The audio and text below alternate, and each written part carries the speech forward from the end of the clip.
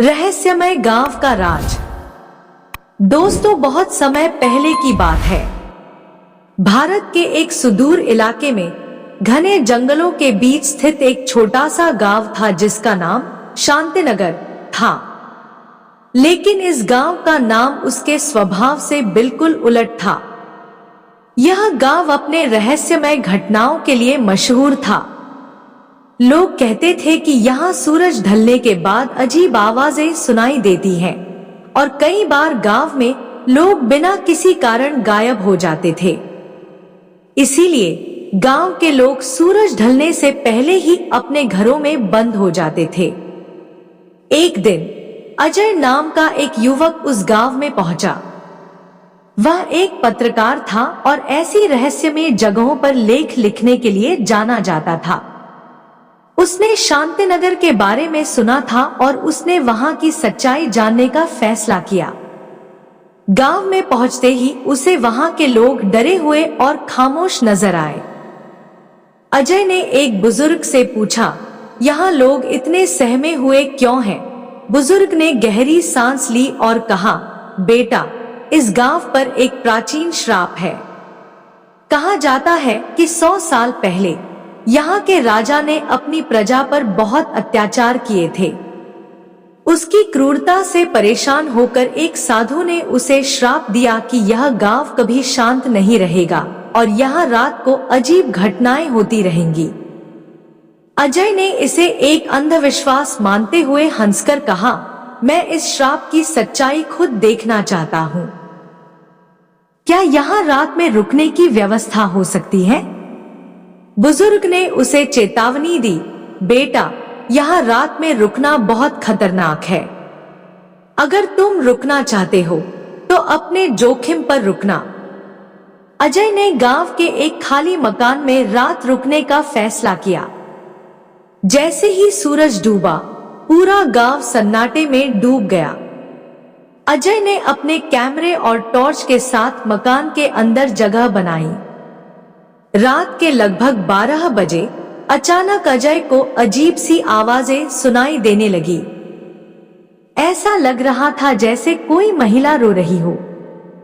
उसने खिड़की से बाहर झांक कर देखा, लेकिन बाहर कोई नहीं था। थोड़ी देर बाद दरवाजे पर धीमी धीमी दस्तक हुई। अजय का दिल तेजी से धड़कने लगा। उसने दरवाजा खोला, लेकिन बाहर कोई नहीं था। तभी उसे महसूस हुआ कि कोई उसके पीछे खड़ा है। उसने मुड़कर देखा, लेकिन वहां कोई नहीं था। अजय ने अपनी हिम्मत जुटाई और आवाजों का पीछा किया। वह जंगल की ओर बढ़ा, जहां से आवाजें आ रही थी। घने पेड़ों के बीच उसे एक पुराना टूटा फूटा मंदिर नजर आया। जैसे ही वह मंदिर के पास पहुंचा, उसे वहां एक महिला सफेद साड़ी में बैठी दिखी। अजय ने उससे पूछा, तुम कौन हो और यहाँ क्या कर रही हो? महिला ने उसकी ओर देखा और कहा, मैं इस गांव की आत्मा हूँ। 100 साल पहले मुझे और मेरे परिवार को इस गांव के राजा ने मार डाला था। तब से मेरी आत्मा इस गांव में भटक रही है। मैं न्याय की तलाश में हूं। अजय ने कहा, तुम्हें न्याय कैसे मिलेगा? महिला ने बताया कि गांव के पुराने किले में राजा का खजाना छिपा हुआ है। वह खजाना उस राजा के पापों का प्रतीक है। अगर वह खजाना नष्ट कर दिया जाए तो गांव पर से श्राप खत्म हो जाएगा। अजय ने अगले दिन गांव के कुछ युवकों को इकट्ठा किया और उन्हें सारी बात बताई। शुरू में लोग डर गए, लेकिन अजय की हिम्मत देखकर वे उसके साथ चलने को तैयार हो गए। सबने मिलकर पुराने किले में प्रवेश किया। किले के अंदर खजाने तक पहुंचने के रास्ते में कई जाल और बाधाएं थी। अजय और उसके साथियों ने अपनी सूझबूझ से उन सभी को पार किया। अंत में उन्होंने खजाने को ढूंढ निकाला। खजाने को देखते ही महिला आत्मा प्रकट हुई और बोली, इस खजाने को नष्ट कर दो। अजय और उसके साथियों ने खजाने को आग के हवाले कर दिया। जैसे ही खजाना जलने लगा, गांव का माहौल बदल गया। चारों ओर एक अद्भुत शांति फैल गई। महिला आत्मा ने अजय को धन्यवाद दिया और कहा, अब मेरा समय आ गया है, मैं मुक्त हो रही हूं। उस दिन के बाद शांतिनगर फिर से अपने नाम के अनुरूप हो गया।